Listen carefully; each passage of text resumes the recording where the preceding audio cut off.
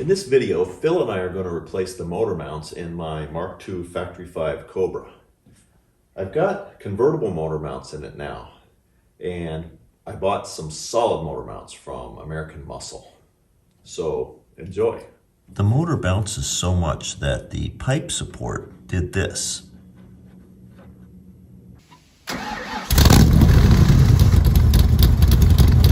And they regularly hit the opening here.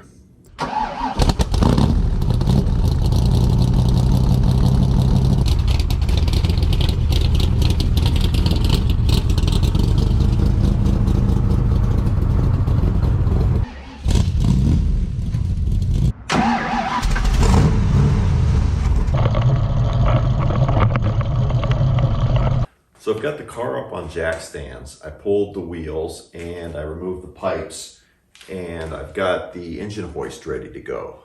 Next, I slide under the rear end to remove the bolts that hold the transmission mount in, and I noticed the transmission mount is actually rubbing on the end of the transmission at the bottom, which isn't good. So I ended up grinding the frame off a little bit right there so that it wasn't doing that. After I fixed this, I removed the transmission bolts that held the transmission in place. There's really no fear of it falling because the transmission goes over that cross member. You can also kind of see from this angle that the oil pan is just a little bit hanging below the frame rails. Next, you need to look for anything around or on the engine that will be pulled or broken when you raise the engine. You only need to raise it about 3 inches, so things like this are going to be fine. But that's what you're looking for. The thing that I noticed was, of course, the fuel line, which comes all the way from the gas tank and comes up, and normally it would go right into here, into the bottom of the pump. That would get broken. It would get pulled off. So what I did is I capped it, and I put this new one ready to go, so when I'm ready to reconnect it, that'll be pretty quick. So that's the only thing, because I'm a carbureted engine, I don't have the engine harness to worry about, which would normally be going through right there. So really there's nothing else. Here's the positive battery cable. The other thing too was I disconnected the positive battery cable before doing any of this work. But there's plenty of play on the battery cable, and this is going to be fine. This is going to be fine to raise up. So the next step is to put the leveler on the motor, and then pull the hoist into place, and then take the weight off the motor mounts. Do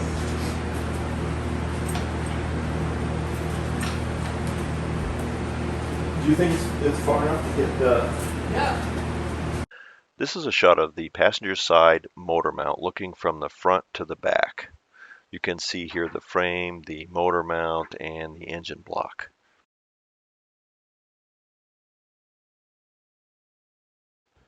And here's a view a little off to the side. And here's a view of the driver's side stock motor mounts. This bolt goes from the frame into the mount, and these 2 bolts go from the mount into the engine block.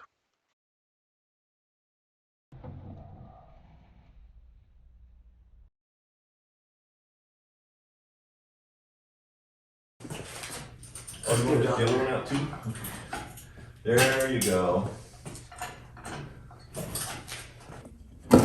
So this is the passenger side, and you can tell because in the motor mount there is a hole.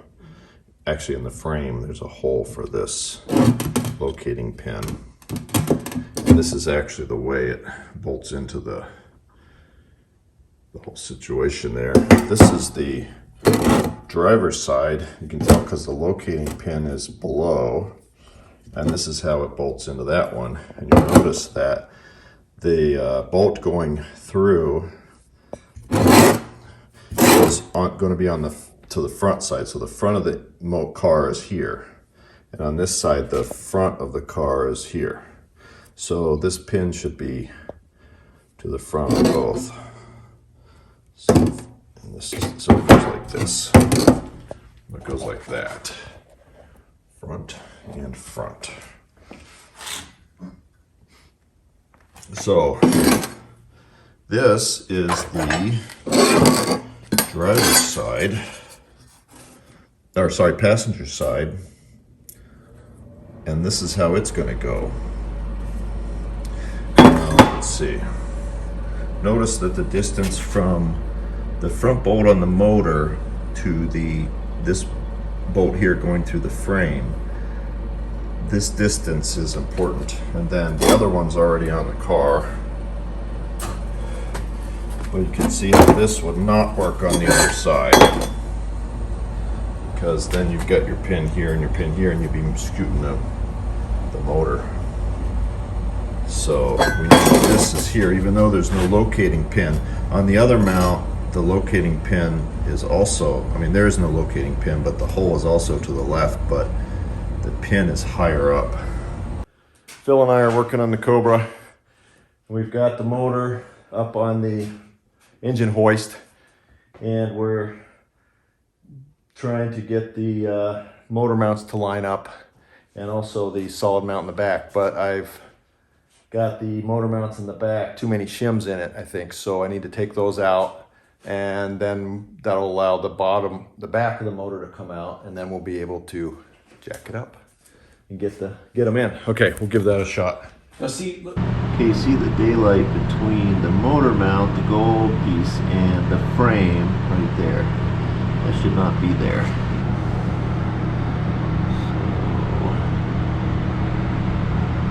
So on the other side, it looks pretty good.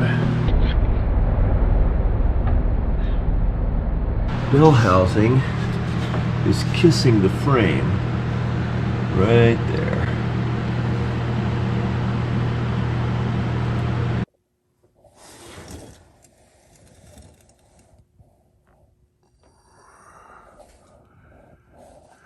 So I need to trim. I should trim this right here. That is hitting right there, which does not allow that to come all the way down.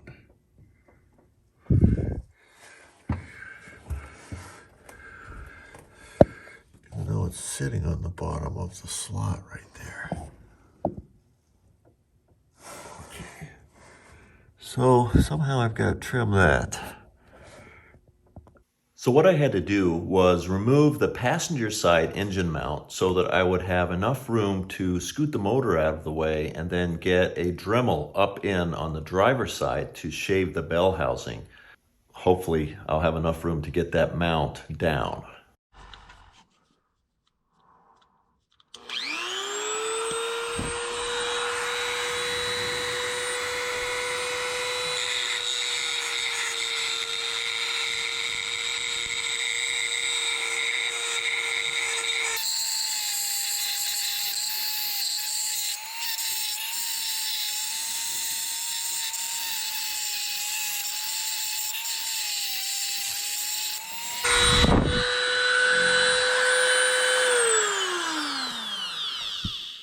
So Phil and I are still working on the motor mounts in the Cobra.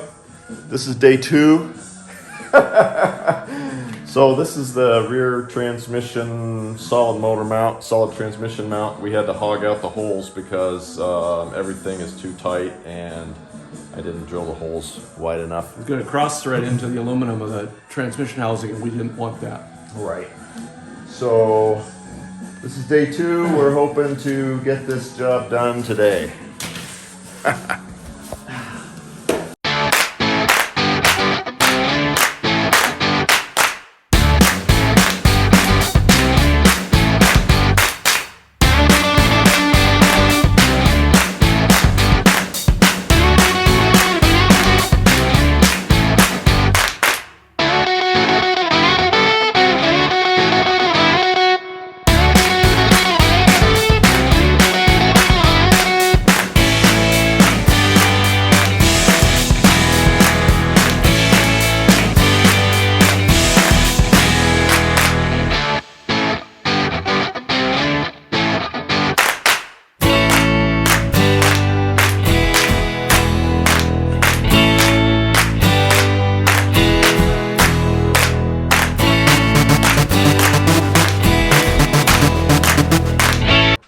so Phil and I have got the motor mounts changed in the Cobra, finally, in my car.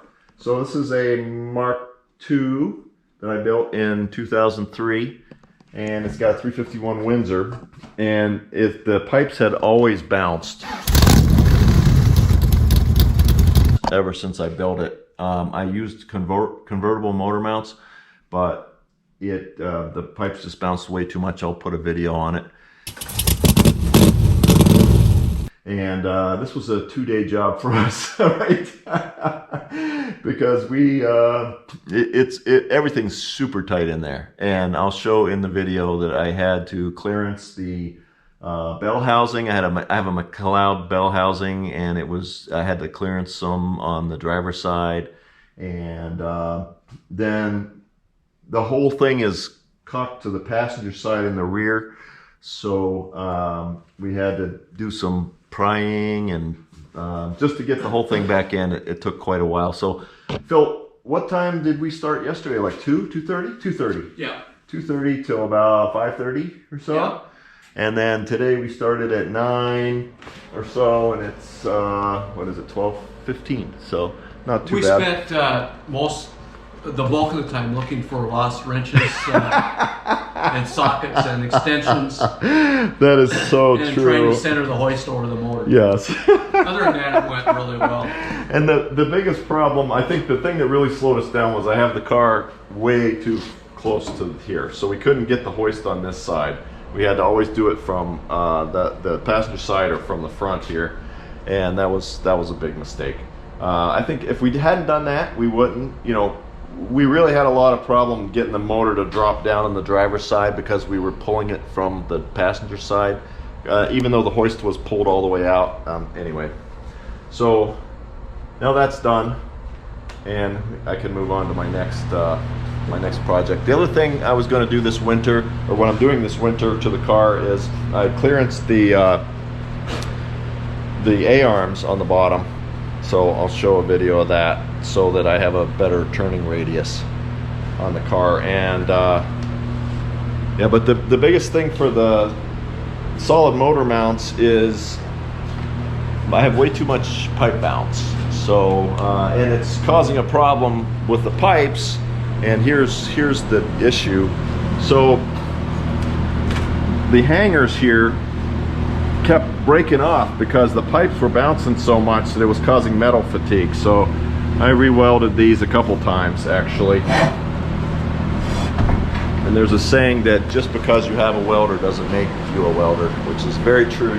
My welds are very ugly, but they're going to work, hopefully. So now I shouldn't get as much pipe bounce every time I start the car, and I'm hoping that, yeah, that fixes that issue. Thanks for watching my video, and if you liked it, hit the like button and think about subscribing so you can catch more of my Cobra videos.